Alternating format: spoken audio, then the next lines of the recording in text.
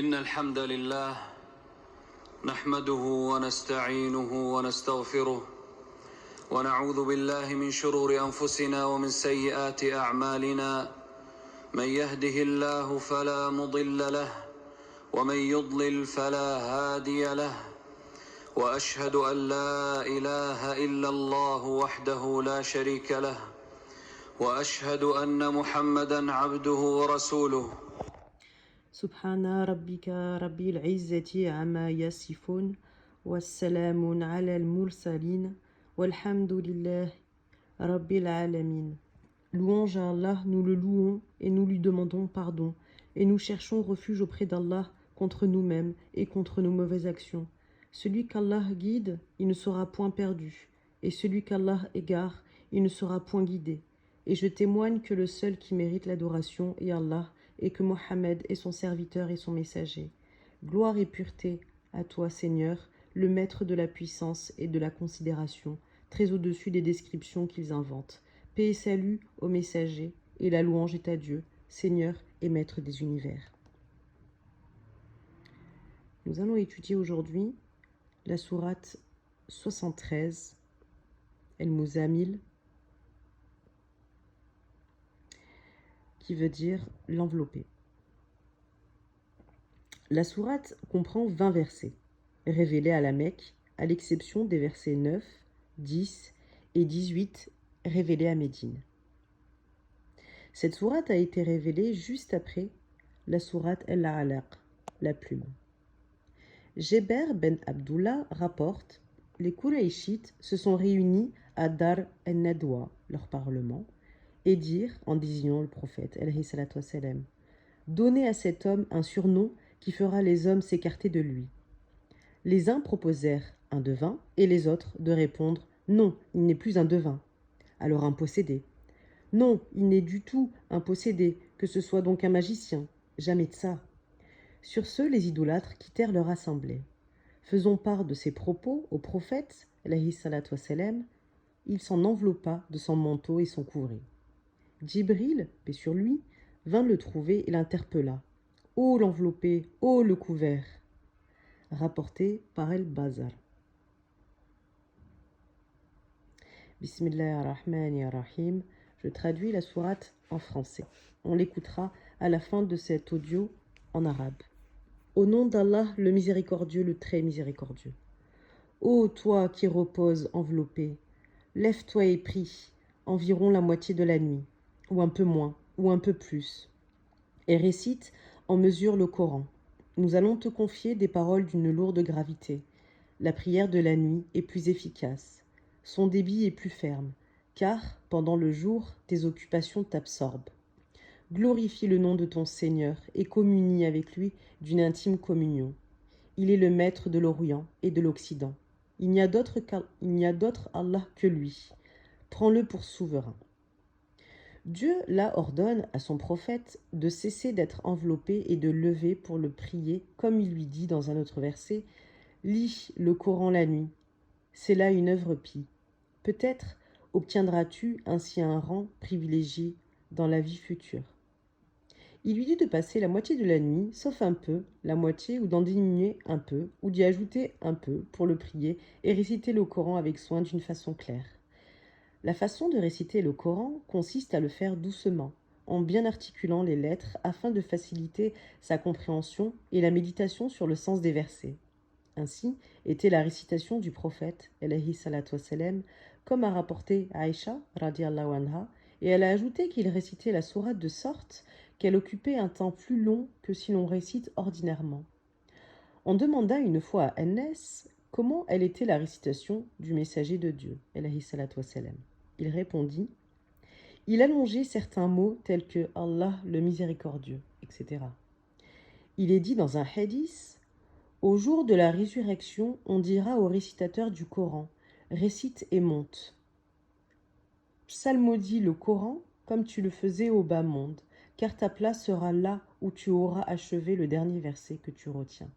Rapporté par Ahmed, Tirmidhi et Nasaï.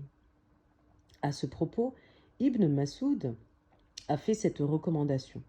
Ne récitez pas ou ne lisez pas le Coran comme on jette du sable ici et là, ou comme on récite une poésie. Plutôt arrêtez-vous là où on doit contempler ces merveilles, et faites que les cœurs s'agitent en l'entendant, et que le but de l'un d'entre vous ne soit pas l'achèvement de la récitation. Je cite, « Nous allons te confier des paroles d'une lourde gravité. » Verset de la sourate. Une expression qui signifie, d'après El-Hassan El-Qatada, que la conformité de ces paroles pèse lourd en les observant, ou bien il s'agit de la révélation qui peinait le messager de Dieu, alayhi salatu wassalam, en la recevant comme a rapporté Aïcha, radiallahu anha. Elle dit, El-Harith ben Hichem a demandé au messager de Dieu, alayhi salatu wassalam, « Comment te vient la révélation ?» Il lui répondit, donc le prophète, alayhi salatu wassalam, « Parfois elle m'arrive comme un tintement de clochette, et cette façon m'est la plus pénible. Lorsqu'elle cesse, je retiens alors ce que l'ange m'a transmis. Et parfois, l'ange se présente sous une forme humaine. Il me parle et je saisis tout ce qu'il me dit. » Aïcha radiallahu anha ajouta, « Je vis le prophète recevoir la révélation dans un jour où le froid était très vif. Lorsque la révélation s'interrompit, son front ruisselait de sueur. » Rapporté par Al-Bukhari. Je cite un verset. « La prière de la nuit est plus efficace, son débit est plus ferme. » Cela signifie que la prière nocturne, qu'elle absorbe toute la nuit ou une partie d'elle, laisse une empreinte plus forte et touche plus profondément le cœur. Elle facilite aussi une récitation plus claire et plus compréhensible, car, pendant le jour, il y a toujours du bruit au moment où les hommes vaquent à leurs occupations.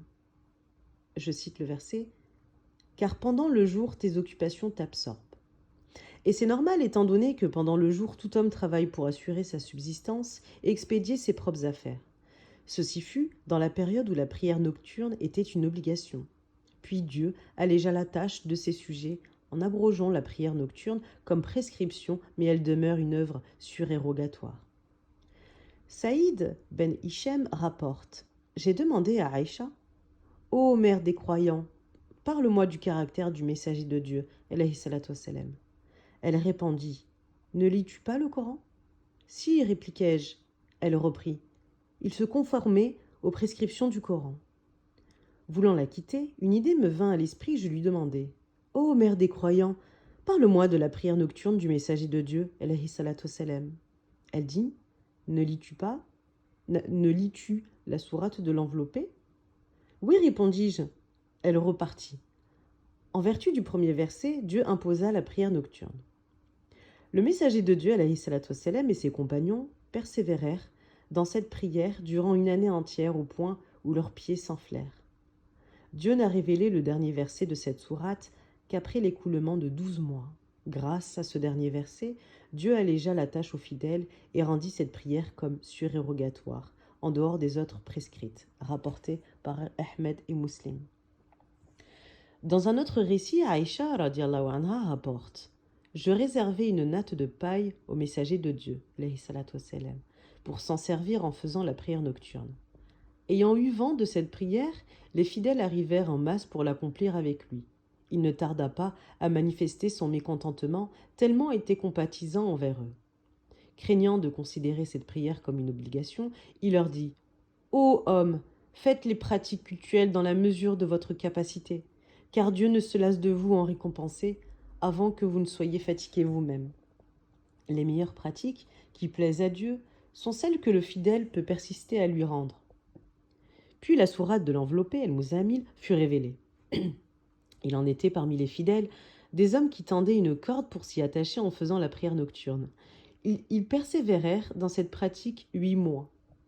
Dieu, constatant que ces gens-là cherchaient sa satisfaction, eut pitié d'eux, il leur indiqua de s'acquitter des prières prescrites en laissant la prière nocturne en tant qu'une œuvre surérogatoire. Je cite le verset, « Glorifie le nom de ton Seigneur et communie avec lui d'une intime communion. » C'est-à-dire mentionne toujours le nom de Dieu.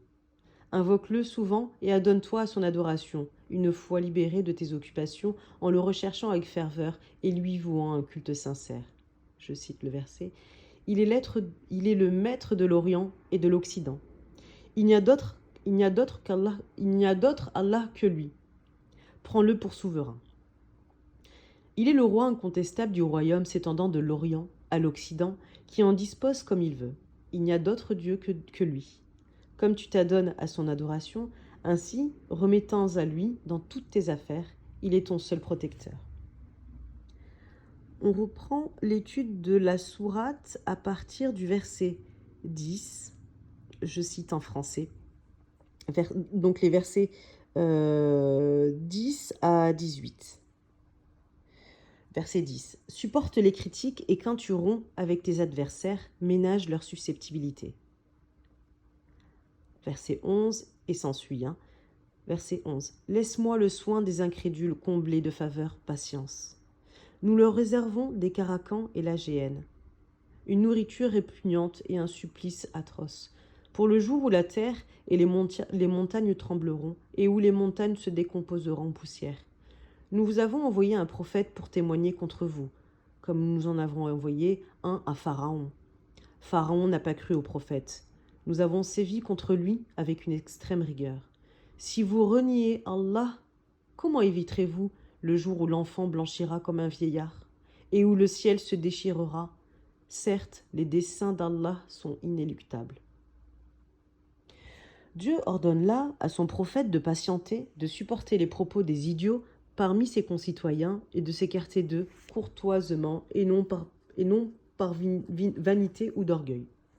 Puis, il menace les incrédules qui crient au mensonge, ceux qui vivent dans l'aisance et accordent-leur un répit. Comme il a dit ailleurs, je cite, « Nous les laissons se divertir un temps, puis nous leur infligerons un supplice atroce. » Coran, donc là c'est la sourate 31, verset 24. Il les menace encore une fois dans cette sourate qui leur a réservé les carcans, la géhenne, une nourriture qui reste dans la gorge et un châtiment douloureux. Ce sera pour le jour du jugement dernier, où les montagnes seront transformées en des tas de sable, répandus alors qu'elles étaient comme des rochers durs, comme il a dit ailleurs.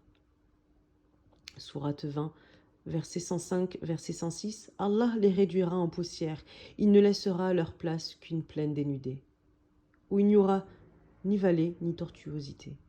Puis il adresse aux idolâtres de Quraysh, mais ces paroles concernent en fait tous les hommes. Je cite le verset. Nous vous avons envoyé un prophète pour témoigner contre vous. En observant vos œuvres, comme nous avions auparavant envoyé un prophète à Pharaon.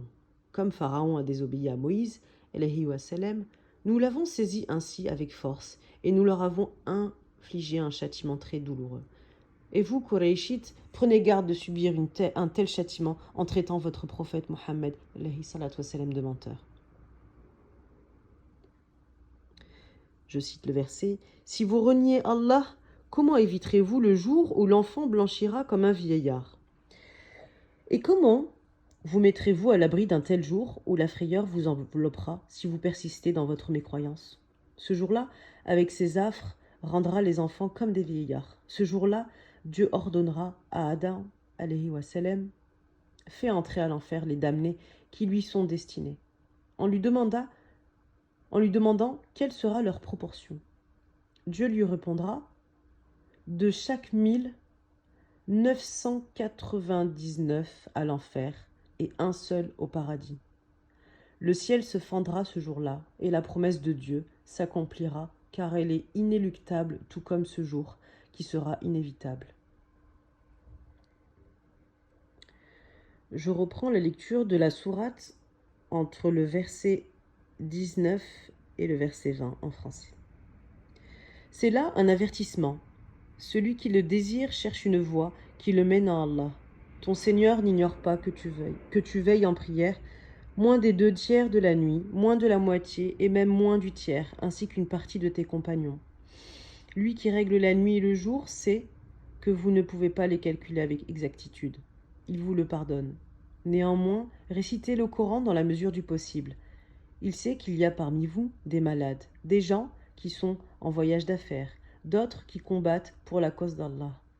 Oui, récitez le Coran dans la mesure du possible. Observez la prière et faites l'aumône. Ouvrez à Allah un large crédit. Le bien que vous aurez fait pour le salut de votre âme, vous le retrouverez auprès d'Allah. Ce sera votre plus grand bien et qui vous vaudra une magnifique récompense. Implorez le pardon d'Allah, Allah est toute clémence et toute mansuétude.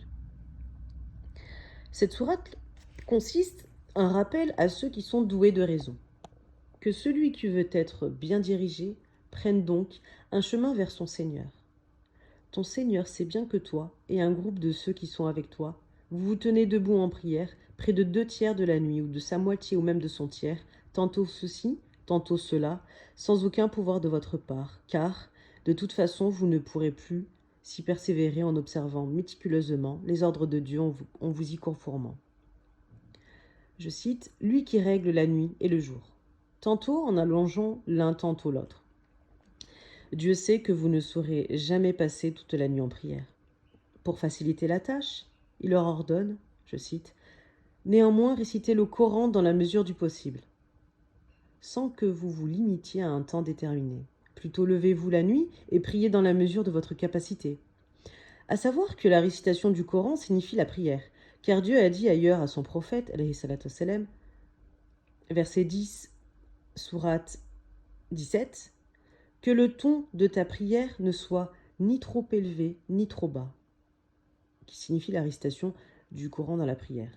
Abu Hanifa a déduit de ce verset, néanmoins réciter le Coran dans la mesure du possible, qui n'implique pas la récitation de la Fatiha dans chaque rak'at, en se référant également à ce hadith dans lequel le messager de Dieu, alayhi salatu wassalam, avait dit à un homme qui accomplissait mal sa prière, puis récite ce que tu retiens du Coran.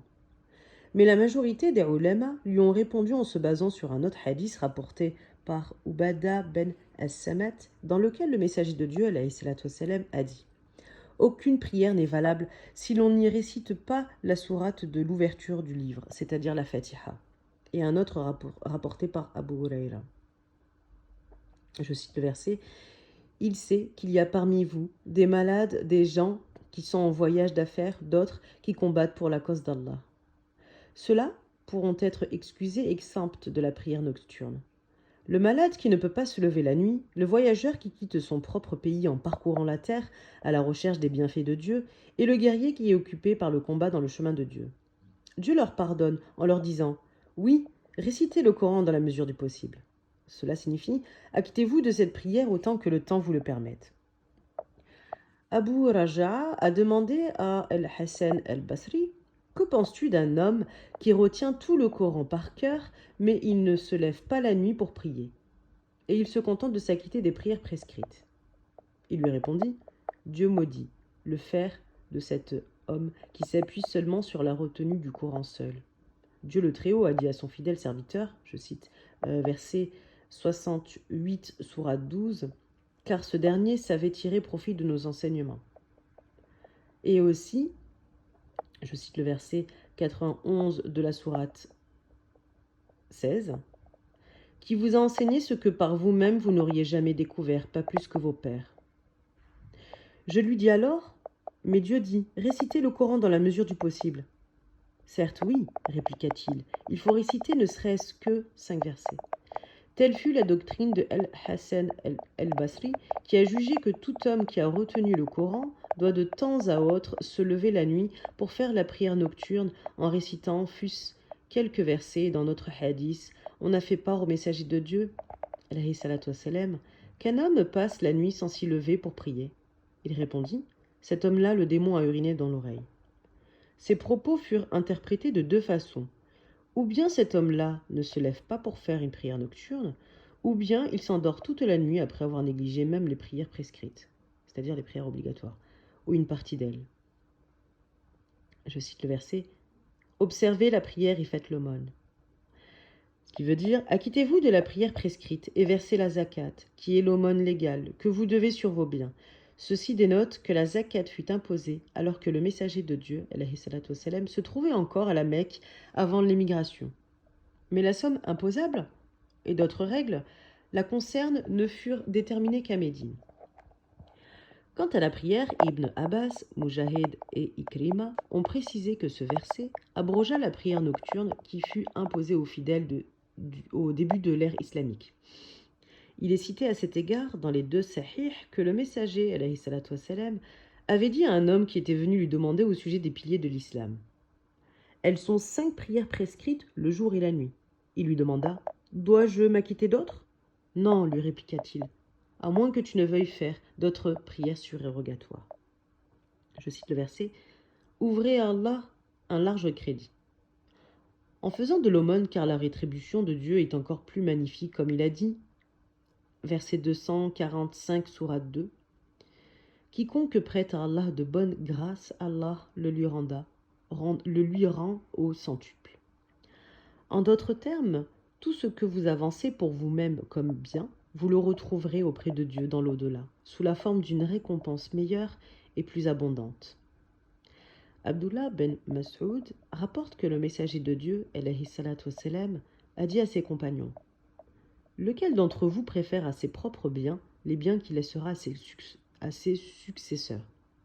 On lui répondit, « Ô messager de Dieu, il n'en est pas un parmi nous pour préférer à ses propres biens les biens qu'il laissera à ses successeurs. » Il répliqua, « Pensez bien à ce que vous dites. » Ils rétorquèrent, « Nous ne savons que cela au messager de Dieu. » Il leur dit, « Sachez que les biens d'un homme sont ceux qu'il a dépensés en aumône, et les biens de ses successeurs sont ceux qu'il a conservés. » Rapporté par Al-Hafez, Al-Moussali, Al-Bukhari et Nasa'i. Enfin, Dieu exhorte les hommes à implorer son pardon en accomplissant toutes leurs œuvres, car il accordera son pardon à quiconque le lui demande.